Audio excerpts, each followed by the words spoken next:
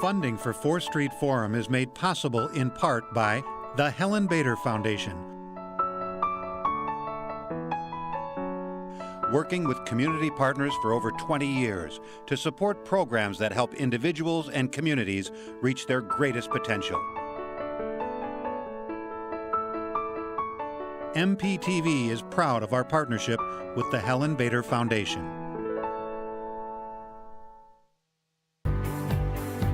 Funding is made possible in part by the Milwaukee Turners, a nonprofit organization whose principle of a sound mind and sound body has served our community for over 160 years. Additional funding for 4th Street Forum has been provided by the Brico Fund and by the David and Julia Eline Charitable Foundation.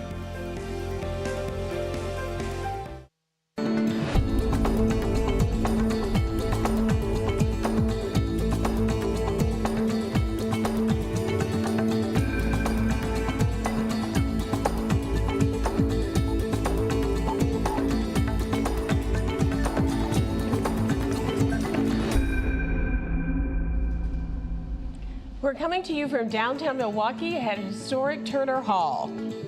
This week, Black men in prison, exploring the crisis, changing the outcome.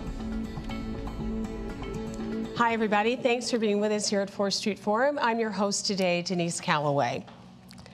1 out of every 8 African-American males in Wisconsin is in jail. 1 out of every 8. Wisconsin has the nation's highest rate of incarceration for African-American males, nearly double the national average and 32 percentage points higher than the second worst state, Oklahoma. Why are so many African-American men in jail? What impact does it have on the community? That's what Milwaukee Public Television and WUWM, Milwaukee Public Radio, have explored over the past 6 months in a series of informational and really provocative reports. We'll grapple with these tough questions, the reason behind this epidemic, and the possible solutions with our guests today. Latoya Dennis is a reporter and producer for Milwaukee Public Radio, WUWM.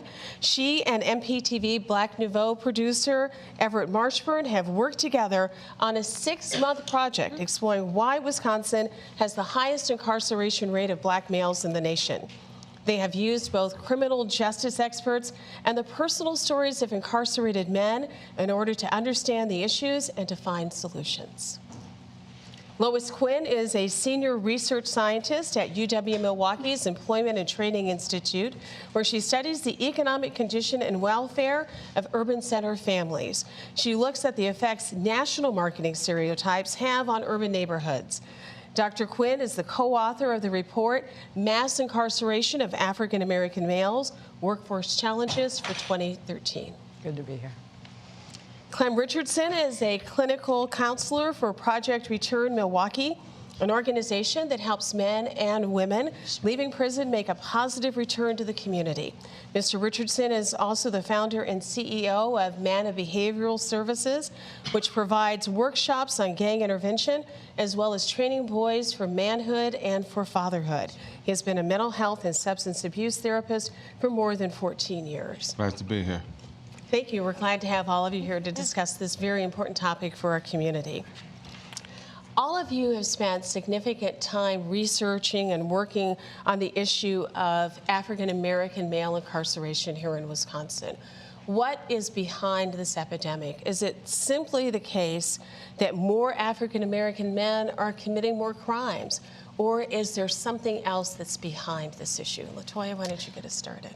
I don't know that it's simply the case that more African-American men are creating or, committing more crimes. I think it's somewhat of a policing issue, right? So you have African-American neighborhoods which tend to have higher rates of crime, but the question is, do they have higher rates of crime because there are more police there in the area already doing their jobs, or, what's happening there?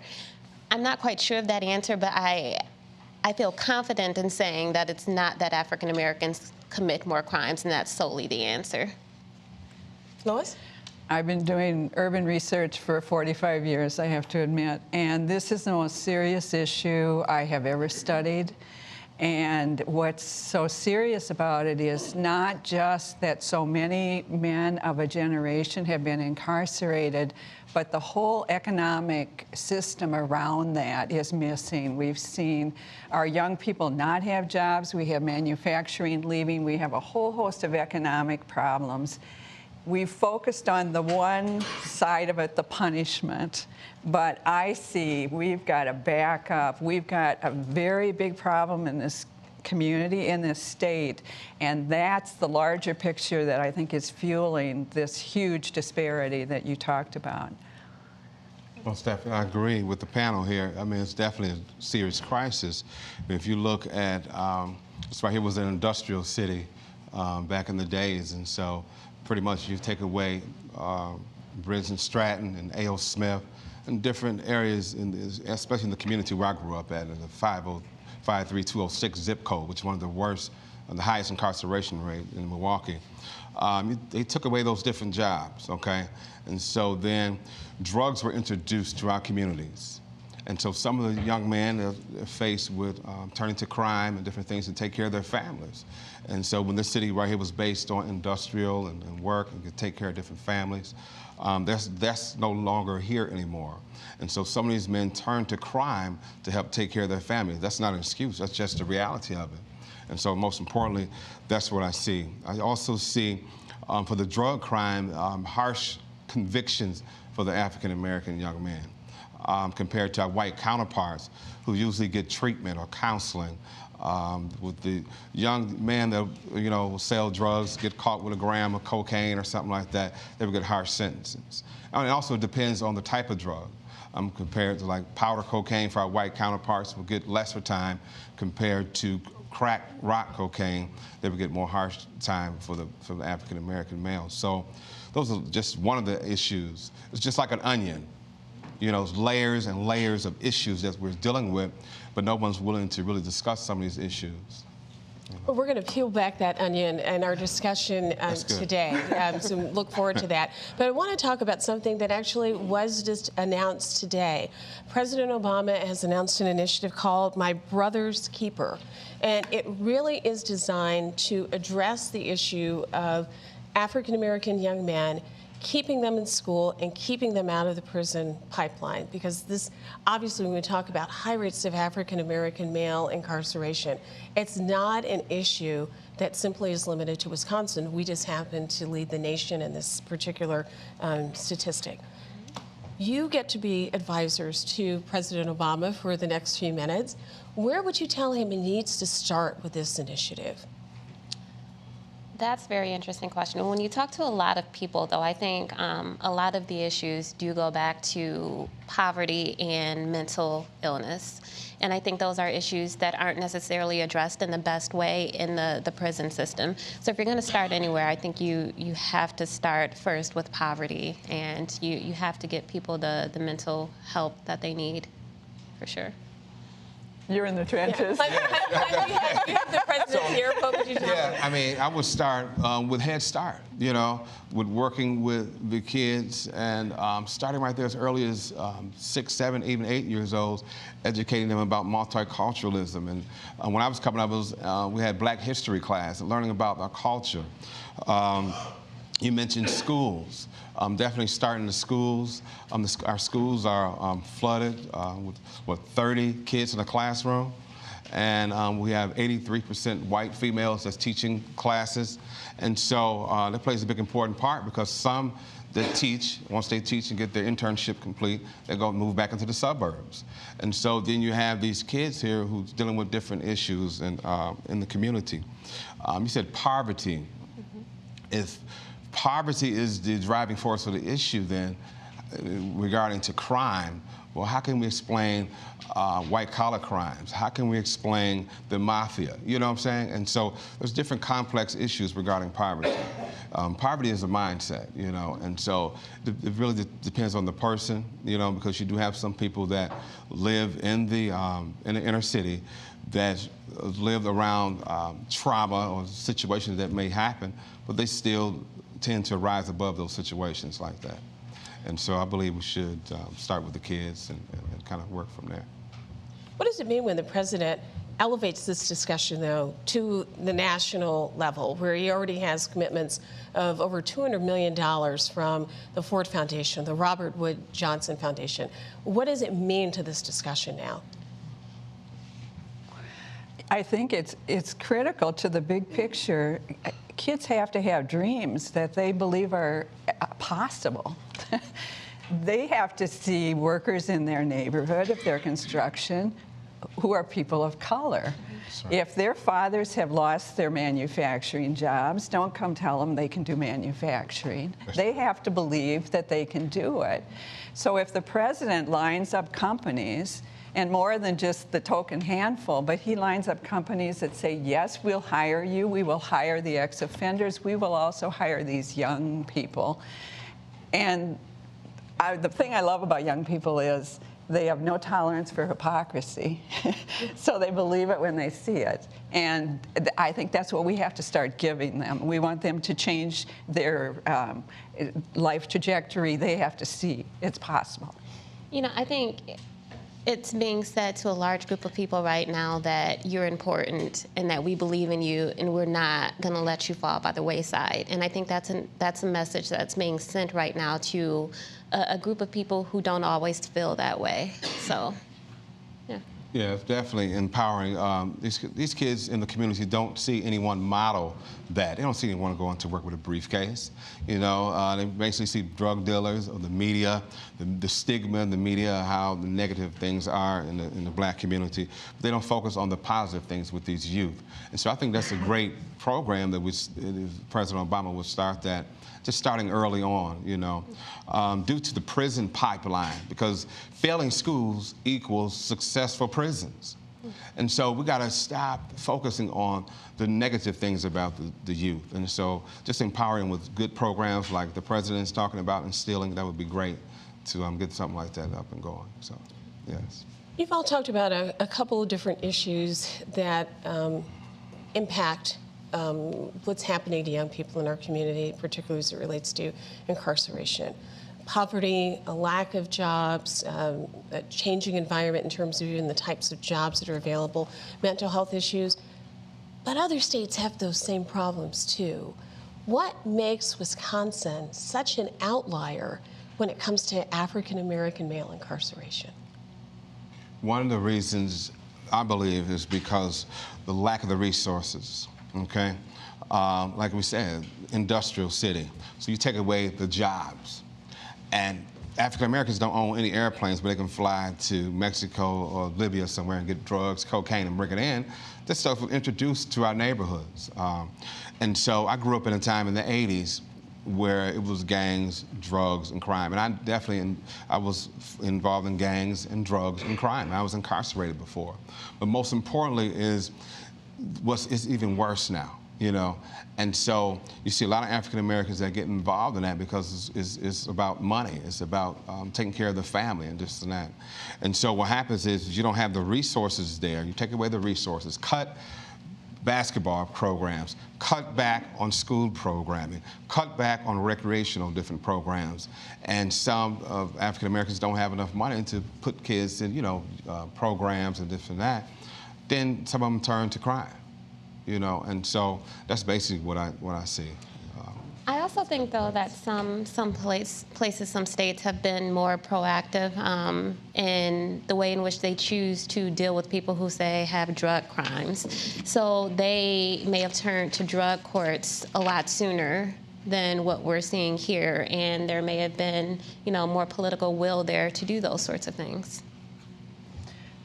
Just from a research perspective, Milwaukee has a very young African-American population compared to the nation, in part because our immigration patterns were later. But so it's third youngest in the country of the 50 largest metro areas. So at the time that the war on drugs came in, it was clearly targeted for these young people. We had just that was a huge part of our population, and so we got those numbers. So that, you can say, well, that helps explain it. We have a very efficient police force. Call us Germanic, We enable our police force to now stop, by the chief's admission, 500 cars a day. So we stop youth. We look for crime on the street, not the sales on the corner. We look for, by stopping. That's so true. People with old cars. That's and right. The stigma that's placed on them with the old cars and the hoodies and the sagging pants, like Trayvon Martin, who, rest in peace, was shot and killed with the stigma. Jordan Davis, who was recently shot and killed in Florida. And then you have the young gentleman on the south side, Darius Smith, who was shot and killed in the back for taking out the garbage. So the stigma is placed on the young man because of what people see on TV. I believe the lack of the communication here in Milwaukee, the segregation, even if you're an educated person driving just a nice car in certain areas, in the city, automatically the police show up from nowhere, And so it's just the community here needs to talk more. We need to really talk, stop the stereotypes, and just really have a talk with the communities and different cultures. So listening to what you just said, is there any way, when we take a look at the number of incarcerated African-American men in Wisconsin and the issue of race, is there any way at all where we can separate these two? Is it really, something, and I've heard folks say, the reason we have so many young African-American men is in prison has less to do with what they've been charged, convicted with, and more with issues of racism within this state? That's an interesting question. And I'll take in speaking to Police Chief Flynn about the issue, he would tell you that the majority of crimes in Milwaukee are occurring in those African-American neighborhoods, those zip codes that we all know, one of them being 53206. That's where the majority of the crimes are happening.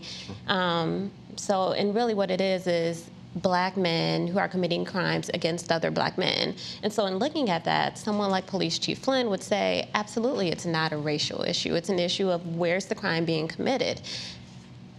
I don't feel comfortable in stating that, that I think it's a racial issue. I don't know. But when you look at the numbers, it's hard to dispute that.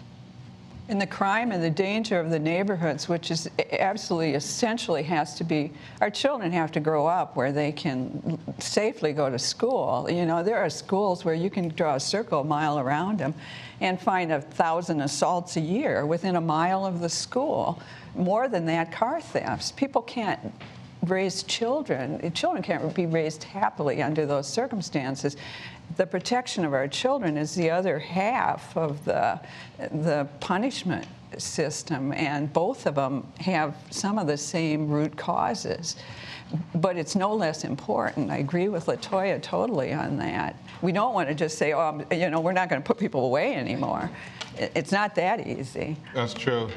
Dr. King has said that I look at the day when people not look at the color of my skin, but the content of my character, in the quote. And so what basically is people still focus on the stigma. If you, let's do an example. If you put drugs in take the jobs out of the suburbs, and you put drugs in there, and you lump people all in one community, what do you think will happen? They would turn to crime and do certain things that's illegal, and that's the same thing will happen. It doesn't matter. Poverty, drugs, crime, it's not a color issue. We need to find out where did it start from. What's the motive here? We have to look at history. Some of it's post-slavery syndrome, things that are happening. Some of it is post-traumatic stress due to the trauma and things that people experience in the community. Some of it is institutionalized racism that's built in these different systems that's set up and designed. But numbers do not lie here when we look and read, and the doctor right here did this research and study that supports what's really going on. A lot of the young men that I work with and I'm on the front line with love to work. Some even look for jobs. They have a drug conviction, a minor, which is a minor conviction. Some driver's licenses are suspended for 6 months. Now, how's that relates to the drug crime, you know? And so that's a barrier for some of them not to even go out and get a job, because the jobs are in rural or suburb areas, and so it's just really hard for them to get there, you know? And so some do come back and return to crime, and it's a lot of it's the core issue that they're dealing with: anger, resentment, food issues, housing issues. Those are some of the core issues. But people look at the surface of what the outcome, which is the crimes and stuff. Can I pause in? I promised the co-author of our study that when driver's license were mentioned, I would rise to the occasion, because when I came to Milwaukee in the 60s, we had free driver's ed in all the high schools, and driver's ed was considered a thing you got in high school. And there's no question in my mind, driving is not a privilege, it's an absolute necessity. We should be providing all of our young people in Milwaukee with driver's education before or after they drop out of high school. We have 15,000 kids in Milwaukee County, 16, 17-year-olds, 12,000 in the city, who are not studying to drive, but they're teenagers, and they should be studying to drive. So they start on the street without a valid license. First time they get stopped by the police, they're already driving with a suspended license. I think in some ways that helps explain why Wisconsin is an outlier, because this driver's license thing we do is crazy. We don't license our kids, we pick them up, we start taking their license away for failure to pay fines. That's a fixable thing. That would be if I was telling the president, make us do something here, make us provide driver's ed and driver's licenses. Am I oversimplifying? Well, I'm not. You're not going to go to prison though because you're driving without a license. You know, so I'm not quite sure of how that plays into us being an outlier. The way we enforce our laws in the central city by the chief's only description is he stops cars. He stops cars and he looks for crime. And if they don't have a crime, he says, go on your way. But of course, if they have a suspended license, then we are in trouble, and then we start doing searches. We look for drugs, we look for weapons. We have a drug crime, but we don't have a victim there. We just have drugs were found. Possession, is it enough to sell? Mm-hmm. So Lois, I mean, you see that as, for some young men, it's a gateway. It opens that gateway and starts that path in that process. Yeah, it does. It does start the gateway. I mean, especially when the police and the kids in the community, the relation, you know. The police come in, do roll call right in the middle of 23rd and Cherry. I mean, what is that? It's an authoritative approach. If I'm trying to win back the community, like they did back in the day when the Panthers or Chicago, when they had baseball cards, they would come play pool or basketball games, kind of just build a rapport with the community, not an authoritative approach. And so the messages that we send to the community is really inappropriate. If you look at I saw this movie, Gangs of New York, okay? And it was Leon DiCaprio, and they talked about the European settlers that came over here for a better life, right? But they was all involved in crime and this, that, and the other. And so, but they wasn't demonized. There was services, there was resources that was put into place to help get them off the block or out of the community, okay, to put them to work. With our black young men, the goal is to lock them up. And so we got to get to a place where, okay, if we really want to change community and stop just driving while black as DWB, or just driving because the person has a specific car, some kind of car. Driving while poor, driving while rich. That's right. Yeah. But you see them drop and pull people over, just driving while poor, driving while, with, you know. So the issue is just communication.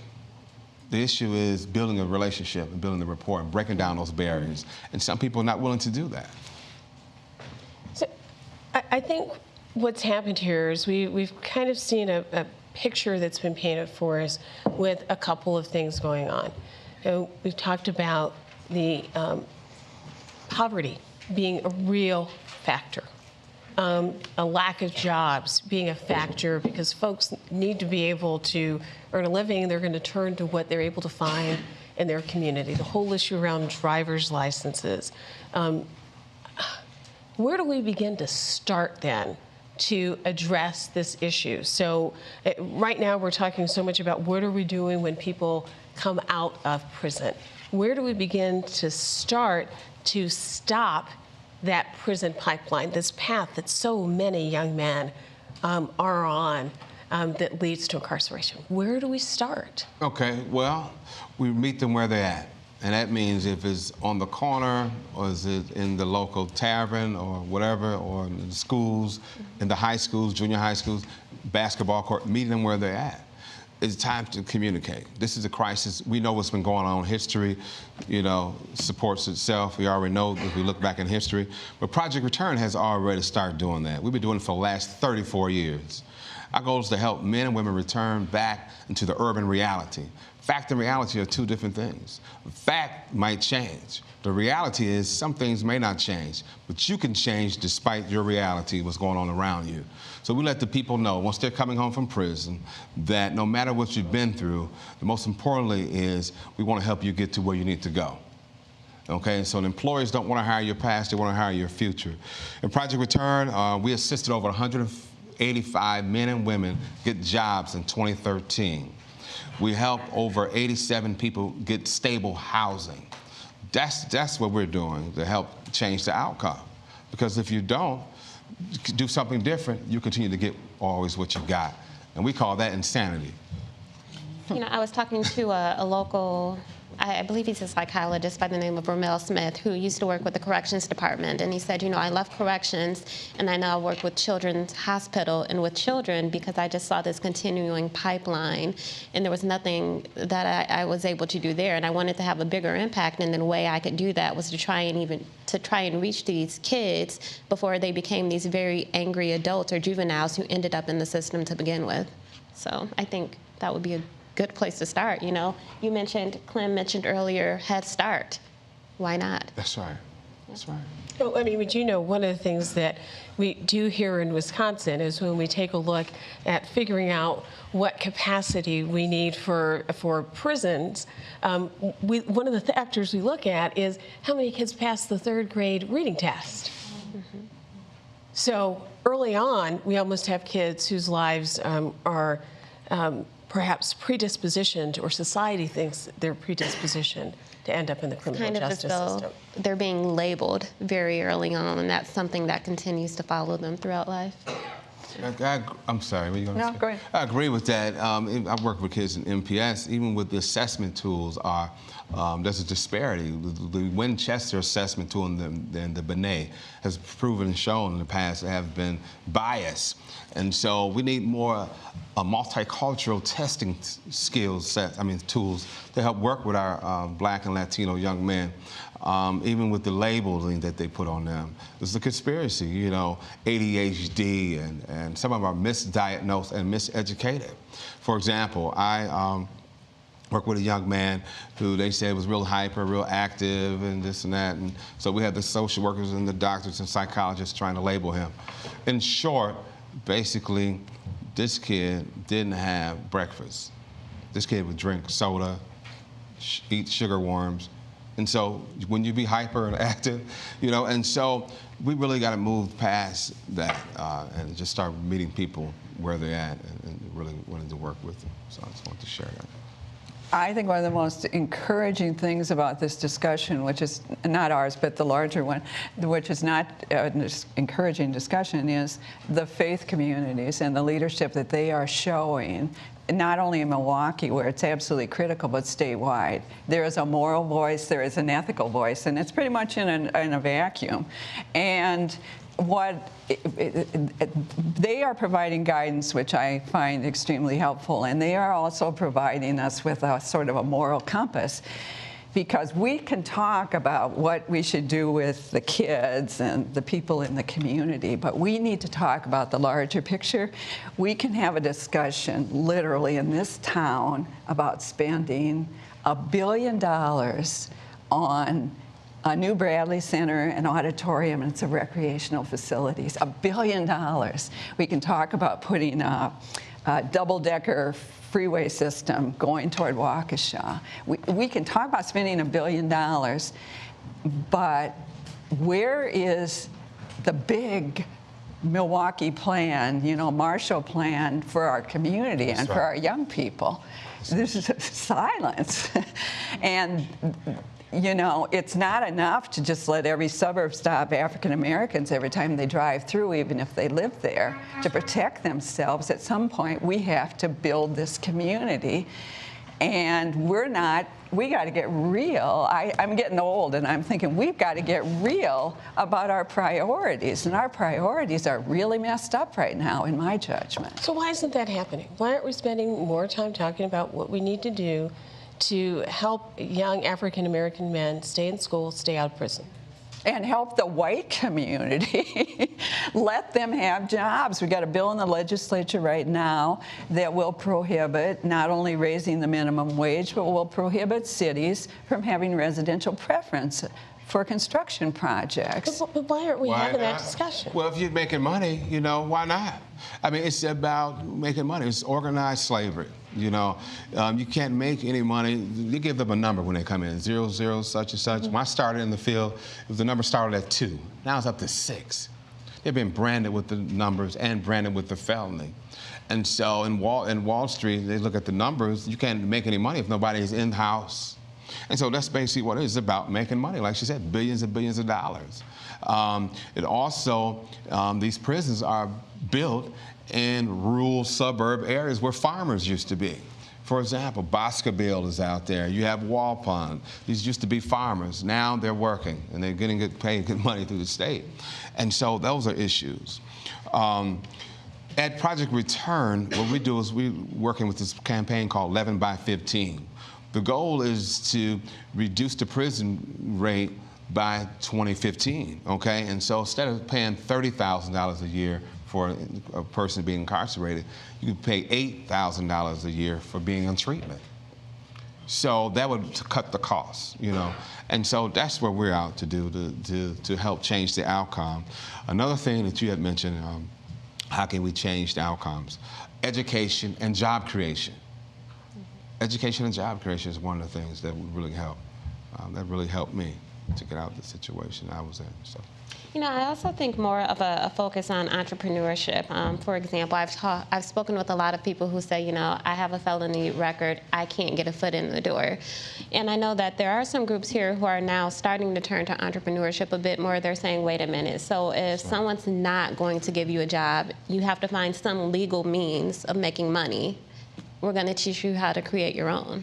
And I think there needs to be more of a focus on something like that right now, because we're not going to change the way in which society thinks about certain groups tomorrow.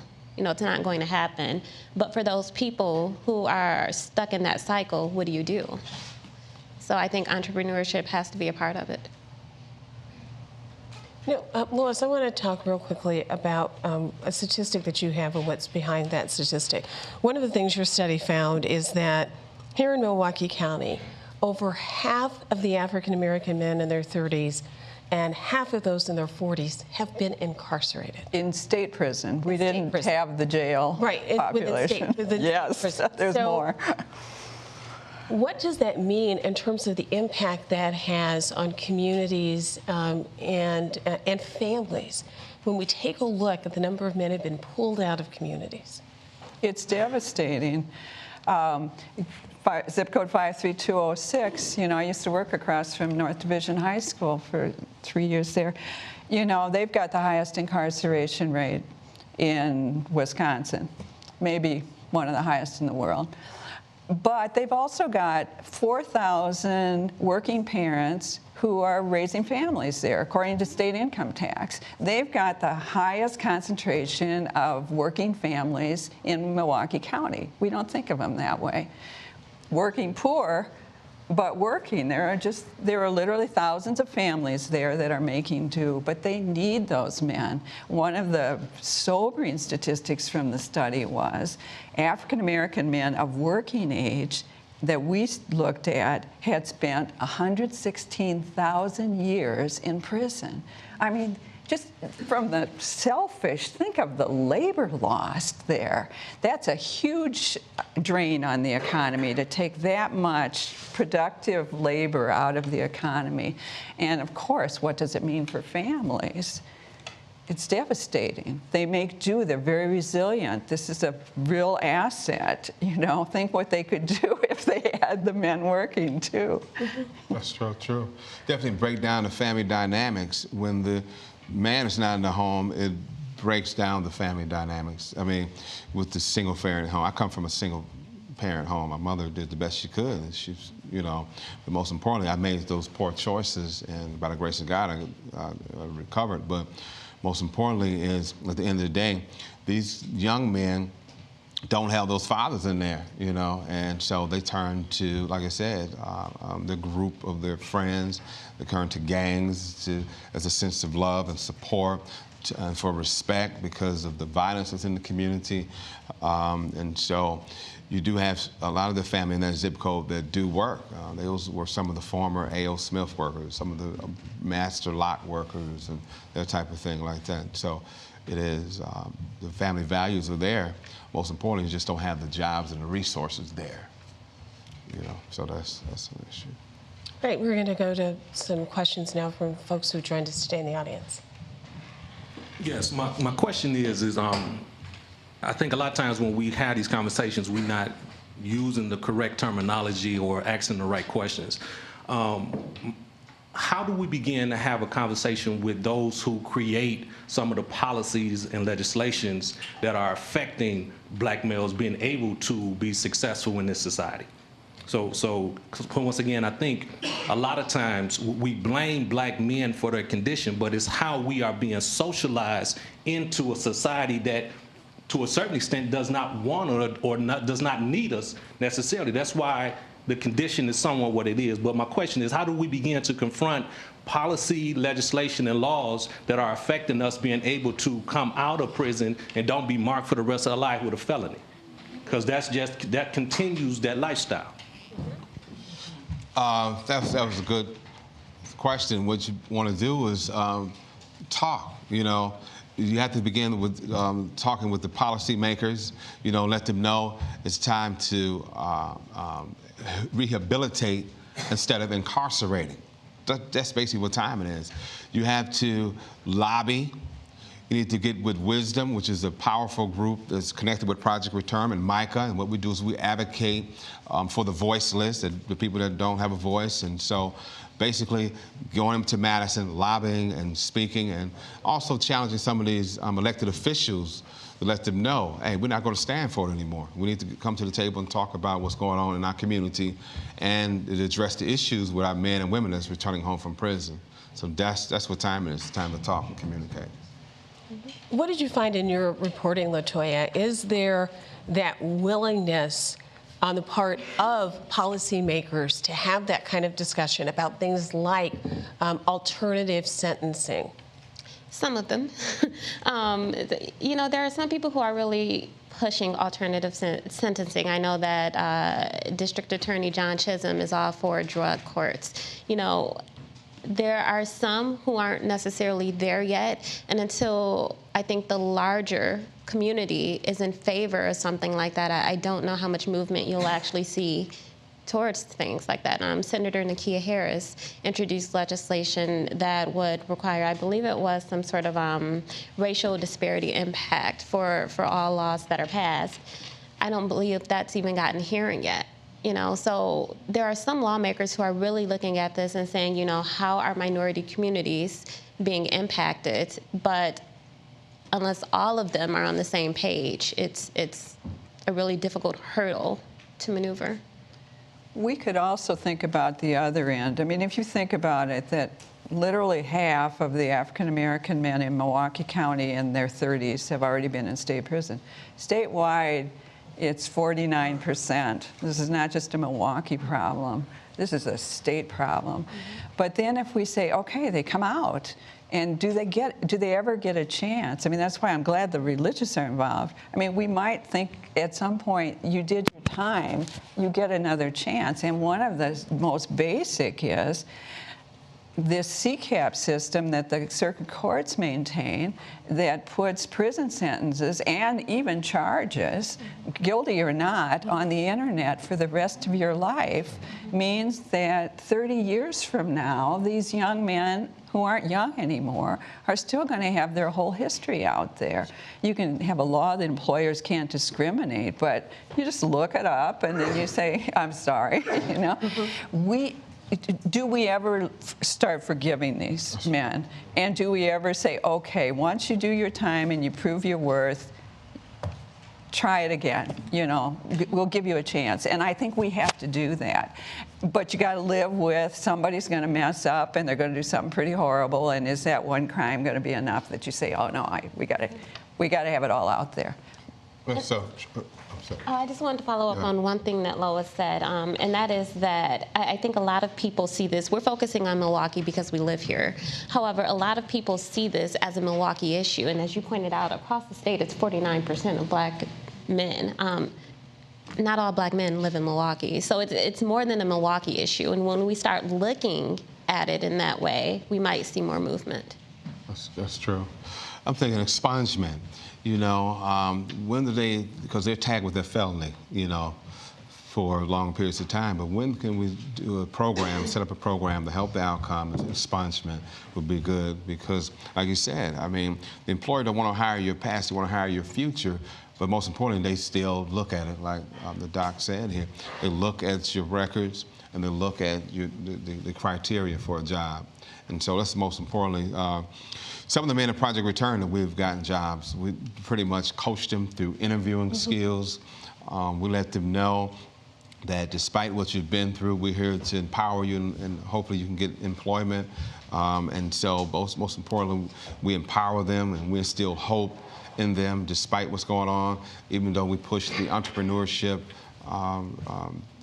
self-employment thing as well, because like you said, if some of them can't find a job, create one.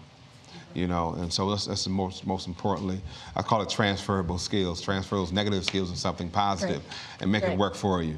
You know, and so some of them are painters now. We have some that are have their own property where they sell homes and they rehab them and fix them.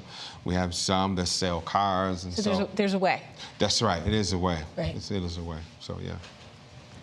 I'm really encouraged by the idea of finding alternatives to locking people up. And one idea that I've come across is restorative justice, where you basically have a victim and a perpetrator together and there's a facilitated dialogue. I think it can also give a voice to, you know, the situation in which the crime occurred. Why did someone think that that crime was their best option? So I'm wondering if you're familiar with restorative justice and if you know if that's something we might consider trying around here as an alternative to sentencing people to jail. Because I do think restorative justice is used somewhat in the prison system now, but it's used for people who are incarcerated to be able to work through. So is restorative justice an option and something that we can take a look at for some crimes as an alternative to incarceration? Yeah, that's true, because restorative justice gives the victim and the victimizer, right, get a chance to talk and dialogue. And like I said, communication rules the nation. And so communicating, getting at those tables, talking about those hard issues, and hopefully resolving some of those issues. So yes, I think restorative justice would be good to get to the table and talk. Yeah. Hi, my name is Reverend Leonidas Fuller from Word of Hope Ministries, and we are one of the recipients of the Rexel grant from the Department of Labor, and that's for reintegration of ex-offenders. I really want to comment and see if there's an answer to this comment based on what Mr. Richardson said, if we need to go back to when children are in elementary school or kindergarten. But would you think that once we went back there, there still needs to be a new method of preventing these children from coming up in the crime? Because I think historically we've looked at going back, working with children early. You stated that by 3rd grade, they kind of know if a person is going to be going to prison or not. Those are some of the studies that they've done. But at one point in time in the city of Milwaukee, across this state, when a woman went into the hospital and was pregnant, and some drugs or cocaine was found in her system, she was automatically referred to some social service agency and kind of directed in some form of care. If we look historically at a lot of these young men that are going to prison, if you track their record, a lot of them are products of cocaine babies. So how do we begin to... What we need to take a look at is that aspiration without preparation leads to frustration. Right. Now, what we need to do is our kids, as they're going into the elementary school system, there needs to be a thorough assessment on the child's background. Right, so over the family. So With how the do we family how do we do that? How do we take some resources and begin to identify early on families that are struggling, and from what we know about the work that Dr. Quinn and others have done, how do we begin to take a look at then taking that information we have and doing something with it? Go ahead. No. Yeah, basically, like I said, collecting the data and working with the family. This is complex issues. Like you said, the cocaine epidemic and dealing with that. Some kids are born crack addicted. So most importantly, like I said, educating the family. It's a holistic approach. And so meeting with the family, the social workers meeting with the family, the spiritual family meeting, trying something different. It's called preventative measures instead of waiting till they get in trouble or waiting till the kid acts out with the behavior in school and then, you know, try to incarcerate or suspend them from school or whatever. So I think we should just meet with the whole family. I mentioned Ramel Smith earlier, and it's something that he said in an interview that I had with him. He said, you know, while I work with children, I also work with the families, because there's no way you can work with the child without working with the family. Now, obviously, for him to be seeing the kids he's seeing, they're having some sort of issues. How exactly you get them before they're even in his office, I'm not quite sure, but I definitely think it's something that should be explored. Well, you know, you end up having bitter, angry children. Oops. Yeah. So I'm sorry, because you don't have the mic. It can cause children to become bitter, angry, and that leads to kids not making the best choices that they can Add on to that, then I want to very pass the mic. When children are bitter and angry, if they haven't saw their mom in the last 2 days, because of her being on a cocaine or crack addiction, and the dad is never around, he's separated from the home. This kid is a very angry kid, but he's going to school because he wants to make something. But when he gets to school, he can't concentrate on math or English because of the family issues. And right away, the school labels him as a child not able to learn. They put him in alternative school. In alternative schools, you got other angry, bad kids, and that influences him to get into negative, bad things. And that starts off this juvenile incarceration. But we're saying this is a bad kid. This is not a bad kid. This is a kid that comes from a bad situation. Yes, sir. I'm going to change the discussion a little bit. There's a problem in the city of Milwaukee with housing. If you have a felony conviction, you can be legally discriminated against and not be offered housing just because you have a felony. I would ask, has your studies or anything you work with discussed this, and how can we get across this barrier? We noted it was a barrier, but we didn't explore it in detail. But it was a concern that when men come home, they can't reunite with their families, especially if they're in public housing. And the same way with the limitation on access to education, it's the last thing we should limit people from having access to. It should be. I'll just say, and then the others can answer your question. And specifically, I want to say, in response to both, I think one of the most. Okay, we don't have a lot of white leaders leaping forward on this issue. And so I think the answers have to come from the African American community. It's the most appropriate place. It's a place that understands the situation most. The resources have to come from the larger community. But in this case, I think we absolutely have to look for leadership from the community, because nobody else understands how serious this is and what needs to be done on the ground. I agree, Loris. Yes, definitely. The housing is an issue. Depends on the crime, especially if a person has a sex offense. Housing is an issue. They, you know, he had to be warned, or she had to register with the sheriff and register with the state and all that. And so housing is an issue. Even with some probation agents, put them back in prison or in jail until they find housing for them. And so housing is an issue with the abandoned houses in the community and different things of that nature. And so I just wanted to share that with you. But in Project Return, we're doing our best to house the men and women that's coming out. And we don't have housing per se ourselves, but we refer them to different housing locations. And Mr. Fuller, to answer your question, we need more community-centered family services. And we need more family-centered services too as well. You know, meaning just a holistic approach, meeting with the family, setting up scholarships for them. Like Laura said, we can't wait for the government or our elected officials to do anything. We have to talk and have those dialogues in the community, the African American community as well. You know, so there's some things that we need to do. Add on to that, I also think you probably need some sort of parenting classes and actually teaching people how to be a family unit, because that's not necessarily something that a lot of people in this community grow up with, and so you don't know. You don't know how to operate. That's right. My question is more on a policy level, state policy level. Recently, there's been a change in heart in the state legislature because of a more recent heroin crisis that is affecting white young people in the suburbs and in rural areas. So now there is some interest in treatment alternatives. And I'm wondering if this could be an opportunity for other people to understand and have compassion for a broader segment of the population, not just our kids, but all kids. Or if this is just an example of further racial discrepancy in sentencing and in treatment. Yeah, and treatment. Right. Okay, and we've got just a few minutes to be able to answer that question, so we'd like to get started for us. I would hope that, you know, this is a chance for us to take a look at the problems in general, not just the problems with heroin that are impacting people outside of the city of Milwaukee. I hope that we take this opportunity, you know, to take a deeper look and say these are problems. Let's deal with them holistically. That's true.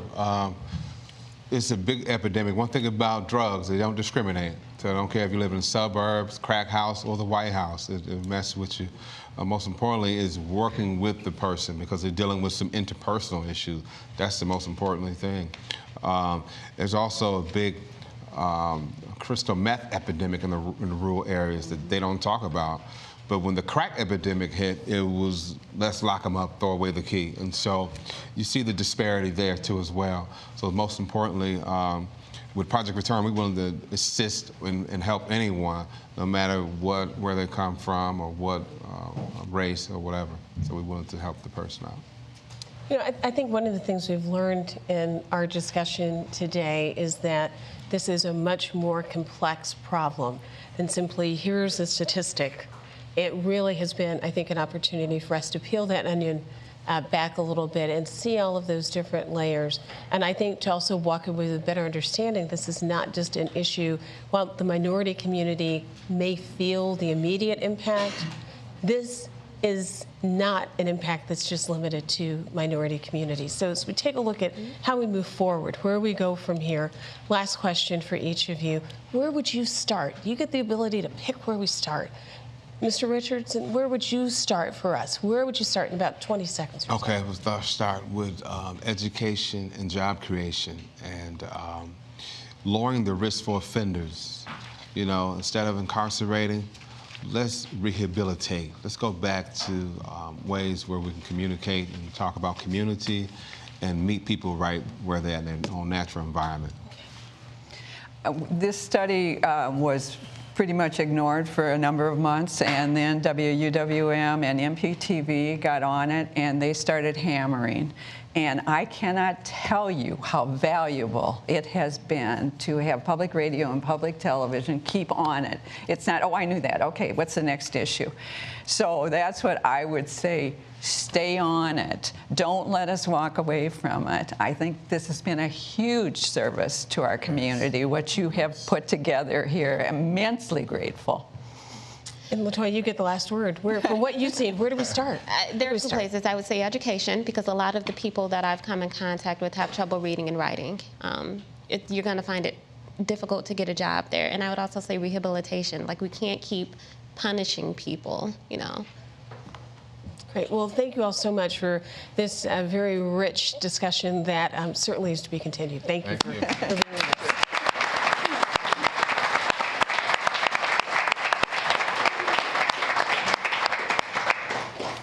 Well, it doesn't seem like it with the weather outside, but we're coming up on spring break for 4th Street Forum. We're taking a break during MPTV's 2014 Spring Membership Drive. We'll see you in a couple of weeks when we present Beyond Roads, Transportation Issues Today and Tomorrow. We're driving less than we have in decades. More people are interested in using public transportation to get to work or to play. And trains have made a comeback. What's going on? What are the transportation issues facing Milwaukee and Wisconsin? For more information on the shows, to sign up for weekly email notifications, or to watch any of our programs online anytime, you can go to 4th Street Forum at mptv.org. I'm Denise Callaway, and for all of us here at 4th Street Forum, thank you so much for being here with us today, and most importantly, for being part of the discussion. Thank you all. Great panel.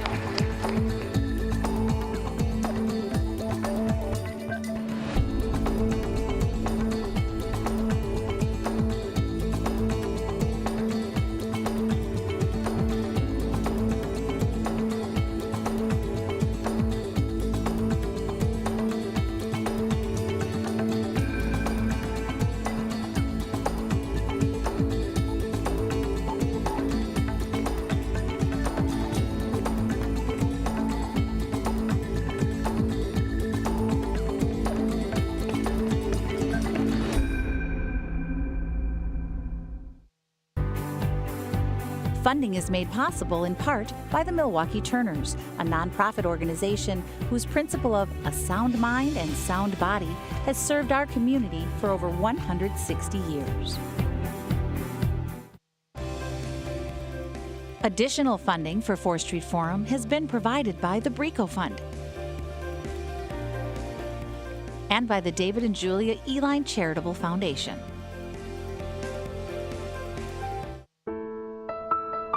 Funding for 4th Street Forum is made possible in part by the Helen Bader Foundation,